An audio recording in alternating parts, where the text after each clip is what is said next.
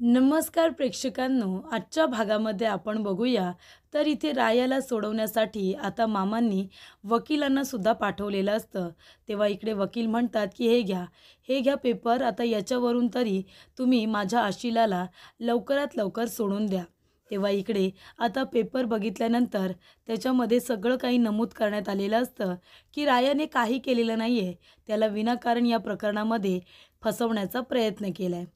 तेव्हा इथे आता रागानेच इथे जय नानांकडे बघत असतो आणि नानांना म्हणत असतो की नाना, तुम्ही एका गुन्हेगाराला सोडवायला सांगताय. तेव्हा नाना म्हणतात की जय, आता सोड तू रायाला, तो गुन्हेगार नाही आहे. तेव्हा इकडे राया म्हणत असतो की तो गुन्हेगार आहे नाना, आणि त्याला सोडून तुम्ही खूप मोठी चूक करताय. आता जर तो बाहेर पडला आणि त्याने जर कुणाचा खून केला तर, त्याने मंजिरीला काही केलं तर, मंजिरीच्या जीवाला धोका आहे त्याच्यापासून. तुम्हाला हे कळत नाही आहे का? तेव्हा इथे नाना म्हणत असतात की राया, अरे मी इतकी तरी माणसांना ओळखतो रे. मी जसा तुला ओळखतो तसा मी रायाला सुद्धा ओळखतो. तेव्हा इथे जय आता मनामध्ये म्हणत असतो की ए म्हाताऱ्या, खूपच जास्त बोलतोयस तू. आता तुला मी सोडतोय, पण एक गोष्ट लक्षात ठेव, एकदा तू माझ्या टप्प्यात आलास ना की तुला सुद्धा उडवून टाकतो की नाही बघच तू. तेव्हा नाना म्हणत असतात की जय, अरे मी रायाला बरोबर ओळखतो. त्याच्यापासून मंजिरीच्या जीवाला अजिबात धोका नाही आहे. तो कुणाला काहीच करणार नाही. तू फक्त त्याला सोडवून आण. तेव्हा इथे आता जय कदमकडे चावी मागतो आणि लगेच रायाला लॉकअपमधून बाहेर काढतो. तेव्हा इथे इश्की म्हणत असते की डॉक्टर, मी तुमच्यासमोर हात जोडते, पण माझ्या मम्मीला तुम्ही अटक करायला सांगू नका. मी तुमची मदत केली आहे ना. तेव्हा डॉक्टर म्हणतात बरं बरं ठीक आहे, आम्ही त्यांना अटक करायला सांगत नाही, पण त्यांना असं लेखी द्यावं लागेल. तुम्ही एक काम करा, पेपरवरती लेखी द्या आणि त्याच्यावरती साईन करा की तुम्हाला काही झालेलं नाही आहे, तुम्ही एकदम धडधाकट आहात, तुम्ही सुखरूप आहात, असं त्याच्यामध्ये नमूद करायचं. तेव्हा इकडे आता इश्कीने मदत केल्यामुळे शशिकलाचा खोटारडेपणा समोर आलेला असतो. शशिकला आता पेपरवरती साईन करते की तिला काही झालेलं नाही आहे, आणि ते पेपर घेऊन आता डॉक्टर तिथून निघून जातात. तेव्हा इथे शशिकला इश्कीला खूपच जास्त मारते. ती म्हणतं काय गं, स्वतःच्या आईला फसवायला लाज नाही वाटली तुला? तुझ्या आईचा खोटारडेपणा सगळ्यांच्या समोर आणलास, तोंडावरती पाडलंस मला. मुलगी आहेस की दुश्मन आहेस माझी, की कैदाशीन आहेस ते मला कळत नाही आहे. तेव्हा इकडे आईच्या जीवावरती उठली आहेस का? लाज नाही वाटत तुला हे सगळं करताना? तेव्हा इकडे रुचिता म्हणत असते मम्मी, अगं सोड तिला, किती मारशील. तेव्हा शशिकला म्हणते की मार खाण्याच्या लायकीचीच आहे ती, काय गरज होती त्या रायाची मदत करायची. तेव्हा इकडे आता शशिकला पायातून चप्पल काढते आणि इश्कीला फेकून मारते. तेव्हा इकडे इश्कीने बिचारीने मार खाल्लेला असतो रायासाठी. त्याचबरोबर इथे रुचिता म्हणत असते की इश्कीने हे सगळं रायासाठी का केलं असेल? सगळेजण त्याची मदत करतायत, एवढा मार वगैरे खाते इश्की त्याच्यासाठी. राया जे काही बोलतोय ते सगळं खरं असेल का? म्हणजे मंजूला औषध देण्यामागे प्रशांतचा काही हात असेल का? पण प्रशांत कुठे आहेत? सकाळपासून ते आज घरी आलेले नाही आहेत, कुठे गेले असतील? असा प्रश्न आता रुचिताला पडलेला असतो आणि तिला आता संशयसुद्धा प्रशांतवरती आलेला असतो. त्याचबरोबर प्रेक्षकांनो, इथे प्रशांतला जयने एका रूममध्ये कोंडून ठेवलेलं असतं, त्याचे हातपाय बांधून ठेवलेले असतात. तेव्हा जय येतो आणि म्हणतो काय चाललंय, कसं वाटते आता इथे? तेव्हा प्रशांत म्हणत असतो की जय, अरे मला इथे का ठेवलं आहे? हे बघ, मी तुझ्या मनाप्रमाणे वागतोय ना, मी कुणाला काही सांगितलेलं नाही आहे, पण तरीसुद्धा इथे मला का बंद करून ठेवलं आहे? तेव्हा जय म्हणत असतो की प्रशांत, अरे तुला असं वाटतंय रे की तू कुणाला काही सांगत नाही आहेस, पण मला माहिती आहे ना, मला सगळं कळतं. तू कुणाला आणि काय काय सांगण्याचा प्रयत्न केला आहेस ते. तेव्हा प्रशांत म्हणतो माझ्यावरती विश्वास ठेव, मी कुणाला काही सांगितलेलं नाही आहे. तेव्हा जय म्हणतो माझा तुझ्यावरती विश्वास नाही आहे, माझा फक्त माझ्यावरती विश्वास आहे, बाकी कुणावरतीही नाही. तेव्हा इकडे आता जय म्हणत असतो तू जर त्या मंजिरीचा जीव वाचवण्याचा प्रयत्न केलास तर, त्या रायाला जर सांगितलंस की तिचा जीव वाचण्यासाठी तुझ्याकडे अँटीडोस आहे, ते तुला पण माहिती आहे, ते मला पण माहिती आहे की तुझ्याकडे असा अँटीडोस आहे, तो दिल्यामुळे इथे आता त्या मंजिरीचा जीव वाचू शकतो, आणि मला तेच तर नको आहे, मंजिरीचा जीव वाचता कामा नये. तेव्हा प्रशांत म्हणत असतो पण जय, अरे मंजिरीने तुझं काय बिघडवलंय, तू का तिच्या मागे लागलेस? तेव्हा इथे जय म्हणत असतो अरे तुला काय करायचं आहे? मला तिला ठार मारून टाकायचं आहे बस, मला ती जगली नाही पाहिजे. आणि म्हणून मी तिला औषध देतोय ना. पण आता जर तू रायाला भेटलास आणि तिला सगळं सांगितलंस की मंजिरीला वाचवण्यासाठीचा अँटिडोस तुझ्याकडे आहे आणि रायाने थोडं धमकवलं की लगेच घाबरशील आणि लगेच त्याला अँटिडोस देऊन टाकशील. सकाळपासून तू रायाला किती वेळा सांगण्याचा प्रयत्न केला आहेस? एकदा मंदिरामध्ये, एकदा दुकानामध्ये. माझी माणसं तुझ्या मागे आहेत ना लक्ष ठेवायला. तेव्हा इकडे जय म्हणत असतो की तुला कोण महत्त्वाचं आहे रे प्रशांत? तुला ती मंजिरी महत्त्वाची आहे की तुझी बायको आणि मुलगी? ते आधी मला सांग. तेव्हा इकडे प्रशांत म्हणतो की मी कुणाला काही सांगणार नाही आहे, मला जाऊ दे. तेव्हा इथे आता जय म्हणत असतो की अजिबात नाही. माझा तुझ्यावरती विश्वास नाही. मी तुला कुठेही जाऊ देणार नाही आहे. तेव्हा मंजिरी आता नानांना फोन करते. तेव्हा नाना म्हणत असतात, कशी आहेस तू? तेव्हा इथे मंजिरी म्हणते, नाना मी बरी आहे आणि आता जीजीसुद्धा हॉस्पिटलमधून निघाली आहे. पण आधी तुम्ही सांगा, तो राया कसा आहे? राया बरा आहे ना? तो बाहेर कधी येणार आहे? तेवढ्यातच राया आता हॉस्पिटलमध्ये आलेला असतो आणि मंजिरीच्या वॉर्डमध्ये सुद्धा. तेव्हा मंजिरी रायाला बघते आणि म्हणते की नाना इथे राया आला आहे. मी तुम्हाला नंतर फोन करते. तेव्हा इकडे मंजिरी म्हणते, राया अरे तू इथे कसं काय आलास? तेव्हा राया म्हणतो, मिस फायर मी तुला म्हणालो होतो ना, अगं मी राया आहे राया. आणि रायाने दिलेला शब्द म्हणजे काळ्या दगडावरची पांढरी रेघ. मी सुटून येणार असं तुला सांगितलं होतं ना. तेव्हा मंजिरी म्हणते, राया ते सगळं ठीक आहे, पण तू कसा काय आलास ते तरी सांग आधी मला. तेव्हा इकडे राया म्हणत असतो, अगं ती खूप मोठी स्टोरी आहे. तुला इथे मी म्हणालो की मी उद्या बाहेर येणार आणि बाहेर गेल्यानंतर नाना आणि निखिल आम्ही तिघांनी मिळून एक प्लॅन केला होता आणि त्याच्यामध्ये इश्कीने खूप मदत केली. त्याच्यामुळे शशिकला काकू जेव्हा पाणीपुरी खायला गेली होती, तिचं पोट बिघडलं कारण डिफिकल्टने त्याच्यामध्ये औषध मिक्स केलं होतं. आता ती पाणीपुरी खाल्ल्यानंतर शशिकला काकू घरापर्यंत अशी काही धावत गेली. त्याच्यावरून सगळ्यांना कळलं की शशिकला काकूला लागलेलं नाही आहे. तिने पट्ट्या वगैरे काढून टाकल्या होत्या आणि ती अगदी सुखरूप आहे हे सुद्धा सगळ्यांना कळलं. त्यामुळे मला बाहेर काढावंच लागलं. तेव्हा इकडे आता मंजिरी हसायला लागते. तेव्हा इकडे राया म्हणत असतो, बघितलंस ना मिस फायर, अगं तुझ्या चेहऱ्यावरती स्माईल आणण्यासाठीच तर मी हे सगळं केलं होतं. आता तुला बरं वाटतंय ना?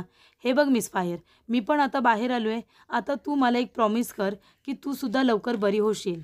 तेव्हा मंजिरी म्हणते की राया मी हे सगळं मुद्दामून करते का रे? मी बरी नको का व्हायला? हे बघ मला सुद्धा मनापासून असं वाटते की मी लवकरात लवकर बरी व्हावी.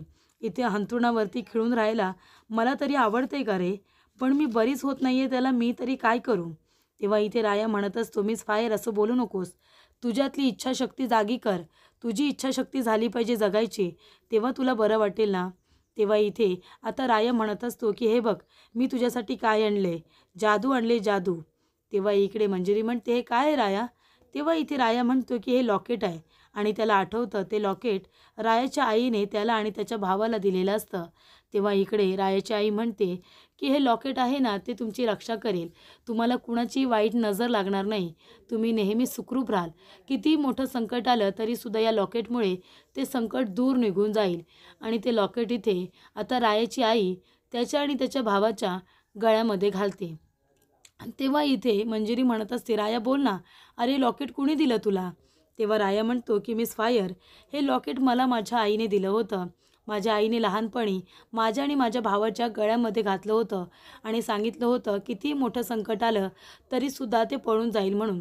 तुला माहिती आहे मिस फायर माझ्यावरती किती वेळा संकट आली, किती मोठमोठ्या संकटांना मला सामोरं जावं लागले, पण या लॉकेटमध्ये सगळी संकटं पळून गेली आणि माझ्यावरती कुठलंही मोठं संकट आतापर्यंत तर आलेलं नाही आहे. तेव्हा आता मिस फायर हे लॉकेट आहे ना तू तुझ्याकडे ठेव. म्हणजे तू सुद्धा आजारी आहेस ना, तुझ्यावरती एक प्रकारे हे आलेलं संकट आहे ते सुद्धा दूर निघून जाईल आणि तू लवकरात लवकर बरी होशील. या लॉकेटमुळे सगळे जे काही संकट असतील ना ती सगळी संकटं तुझ्यापासून दूर होतील आणि तू ठणठणीत बरी होशील की नाही बघच तू. तेव्हा इथे राया ते लॉकेट मंजिरीच्या हातामध्ये देतो. तेव्हा इकडे राया म्हणतो की आता म्हण बरं की मी बरी होईन म्हणून. तेव्हा इथे मंजिरी म्हणते, ठीक आहे बाबा, तू म्हणतोयस तर होईन मी बरी. तेव्हा इकडे आता मंजिरी म्हणत असते, राया अरे तसेही आता किती दिवस राहिलेत माझे, थोडेच दिवस राहिलेत. आता तर मला जायचंच आहे. मला नाही वाटत राया मी बरी होईन. तेव्हा इकडे आता मी अंथरुणाला इतके दिवस खेळून आहे. बरं व्हायचं असतं तर कधीच झाले असते. मी आता बरी होईन असं मला अजिबात वाटत नाही आहे. तेव्हा इकडे आता राया म्हणत असतो, ए मिस फायर असं बोलू नकोस. असं काय गं, काय बी बोलतेस वंगाळ, असं तुझ्या तोंडातून यायला सुद्धा नको. हे बघ, तू लवकरात लवकर बरी होणार आहेस, मला माहिती आहे ना. मला तुझी गरज आहे गं, माझ्या प्रेमाला. तेव्हा इथे मंजिरी म्हणते, काय म्हणालास? तेव्हा राया म्हणतो, माझ्या दोस्तीला तुझी गरज आहे. आपली दोस्ती कायम अशीच राहिली पाहिजे की नाही. तेव्हा तू मला सोडून जायची गोष्ट आता करू नकोस. तेव्हा मंजिरी म्हणते, ठीक आहे बाबा. आणि ती आता बाहेर बघत असते. तेव्हा इथे राया म्हणतो, ए मिस फायर, काय झालं गं, बाहेर काय बघतेस? तेव्हा मंजिरी म्हणत असते, राया तुला माहिती आहे का रे, बाहेर चांदण्या किती छान दिसत असतील ना. आता रात्र झाली असेल. तेव्हा इकडे राया म्हणतो, हो रात्र तर झाली आहे. तेव्हा इथे मंजिरी म्हणते की राया तुझं बाबा बरं आहे, म्हणजे बाहेर जायचं, चांदण्या बघायच्या, तिथे चंद्र बघायचा, हे आकाश बघायचं, बरोबर की नाही. तुला हे सगळं बघता येत असेल, पण मला बघ ना, कितीतरी दिवस मी इथे हॉस्पिटलमध्येच आहे आणि फक्त हॉस्पिटलचा हा पत्रा बघते वरचा, बाकी काहीच नाही. मला फक्त ही छत दिसते. तेव्हा इथे रायाला सुद्धा वाईट वाटतं. तेव्हा मंजिरी म्हणत असते, राया मला चल ना रे बाहेर घेऊन, मला दाखव ना चांदण्या, चंद्र, हे आकाश, भलं मोठं आकाश मला बघायचं आहे. मला ते काहीच बघता येत नाही आहे रे. तेव्हा इकडे रायाला मंजिरीचे हे शब्द ऐकून खूपच जास्त आता वाईट वाटतं. मंजिरी म्हणत असते की राया मी बरी होईन का रे? मला अजिबात वाटत नाही की आता लवकर मी बरी होईन. बघ ना किती दिवस झाले मी हॉस्पिटलमध्येच आहे. जर बरं व्हायचं असतं तर मी कधीच बरे झाले असते. तेव्हा इथे प्रेक्षकांनो रायाला मंजिरीचं बोलणं ऐकून वाईट वाटतं. तो म्हणत असतो की मिस फायर असं काही का बोलतेस गं? तू सुद्धा चांदण्या बघशील, चंद्र बघशील, मी घेऊन जाईल ना तुला बाहेर. मी कशाला घेऊन जायला पाहिजे? तुलाच आता लवकरात लवकर बरं वाटणार आहे. हे लॉकेट मी दिलं आहे ना तुझ्याकडे, ते लॉकेट तुझ्या हातामध्ये आहे, ते तू गळ्यामध्ये घाल. तुझ्यावरती आलेलं सगळं संकट दूर निघून जाईल आणि तू लवकरात लवकर बरी होशील, कळते का तुला?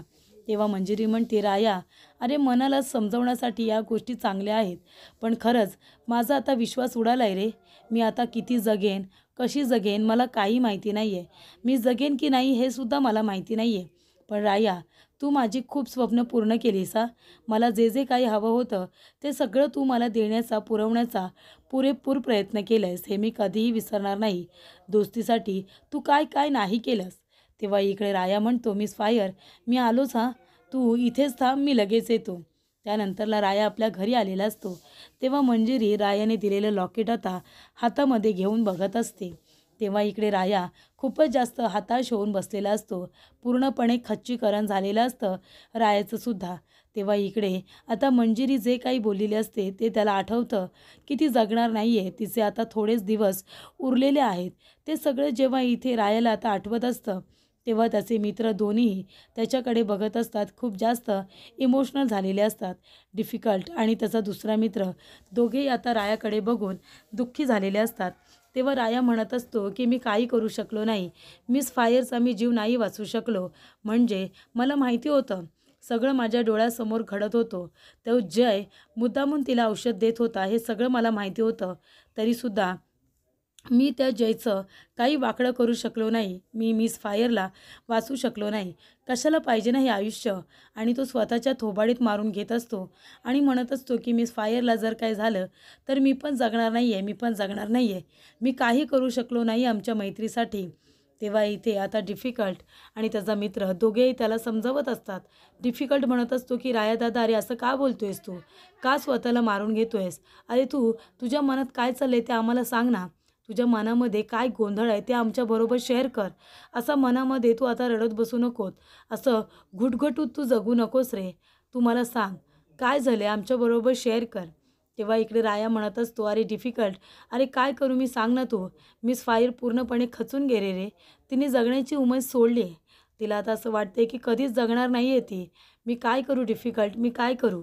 कसं तिला सांगू की तुला जगायचं आहे, माझ्यासाठी जगायचं आहे, माझ्या प्रेमासाठी जगायचं आहे. तेव्हा इकडे आता डिफिकल्ट म्हणत असतो की राया दादा अरे ती मंजिरी आहे ना, तिला तू समजावून सांग. तिला सांग की तुला जगायचं आहे माझ्या प्रेमासाठी. तुझ्या प्रेमाची कबुली दे ना तिला. तिचा जीव बरोबर वाचेल रे. तिच्यामध्ये जगण्याची नवीन उमेद तयार कर आणि ती तेव्हाच येईल जेव्हा तिला कळेल की तुझंही तिच्यावरती खूप जास्त प्रेम आहे. तेव्हा तर तिला वाटेल ना की कुणासाठी तरी जगावं. पण तू जर काही बोललासच नाही, तू जर काही केलंसच नाही तर तिला का असं वाटेल?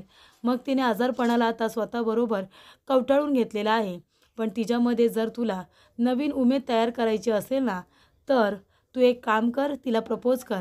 तुझ्या मनातलं प्रेम तिच्यासमोर व्यक्त कर. पण असं रडत-कुडत बसू नकोस रे. तू आमच्याबरोबर आधी जसं शेअर करायचास, तसं आत्ताही शेअर कर. तेव्हा इकडे डिफिकल्ट आता रायाला समजावत असतो, तू तिच्यासाठी सगळं कर.